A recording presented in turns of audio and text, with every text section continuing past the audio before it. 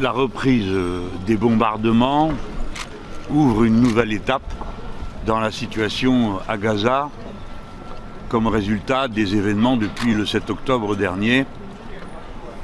Je dis une nouvelle étape parce que jusqu'à présent, l'argument était celui de la légitime défense, même si beaucoup ne comprenaient pas en quoi le bombardement de toute une population, la destruction de tous les établissements tels que les écoles, les hôpitaux et autres installations collectives, qui jusqu'à présent sont considérés quand on les détruit comme des crimes contre l'humanité, représentaient un fait de légitime défense.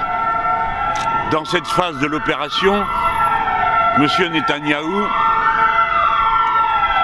avait demandé à la population de se diriger du nord vers le sud de la bande de Gaza.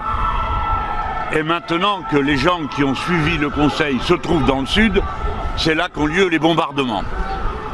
Dès lors, on peut dire que, comme l'avait craint l'ONU, il y a là un indice génocidaire. C'est-à-dire l'idée que l'on passe de la guerre à la volonté de tuer tout le monde. Un épisode de guerre totale. Guerre totale et destruction totale. C'est pourquoi les manifestations dans le monde entier ont une si grande importance, parce qu'elles attestent de l'existence d'une opinion publique mondiale qui n'accepte pas ce prototype de guerre qui a commencé déjà maintenant il y a quelque temps. Je pense notamment aux événements en Europe avec l'ancienne Yougoslavie. Et si j'y pense, c'est parce que la comparaison s'impose à l'esprit. Il est mort autant de monde en 42 jours de bombardement à Gaza qu'il en est péri pendant 4 ans du siège de Sarajevo. Voilà pourquoi on peut penser que la situation va aller maintenant à quelque chose d'encore plus horrible que ce qu'on avait connu jusqu'à présent. Et dès lors, c'est les opinions publiques mondiales qui sont la principale défense des pauvres Palestiniens de Gaza. Évidemment, la pensée ne peut s'écarter, compte tenu du caractère belliqueux extrêmement agressif de la politique de M. Netanyahou. Nous ne pouvons pas laisser de côté l'idée que peut-être aussi le Liban est en danger, puisque M. Netanyahou l'avait directement menacé de faire sur Beyrouth ce qu'il avait fait sur Gaza. Nous faisons la part des choses et des circonstances liées au vocabulaire de guerre qui connaît toujours des surenchères. Néanmoins, ces mots-là ont été prononcés.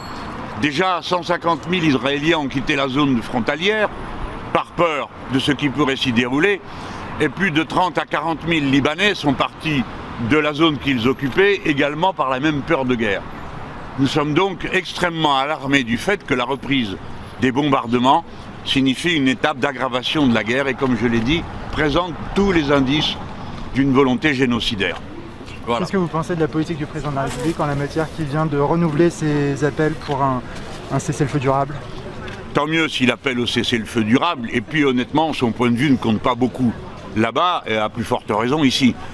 Bon, peut-être qu'il fait ce qu'il peut, tant mieux si c'est le cas, mais je ne crois, hélas, que ça ne pèse plus. Ce qui pèse, c'est nous, les opinions publiques et la détermination sans faille de ceux qui, sans faille, défendent le droit des malheureuses personnes qui sont prises sous les bombardements, dans ce qu'il faut appeler non seulement un crime de guerre, mais qui commence à prendre la tournure, je pense, de ce qu'on appelle un crime contre l'humanité, compte tenu de la définition juridique qui est donnée de ce type de crime. Voilà, merci. Merci à vous. Merci.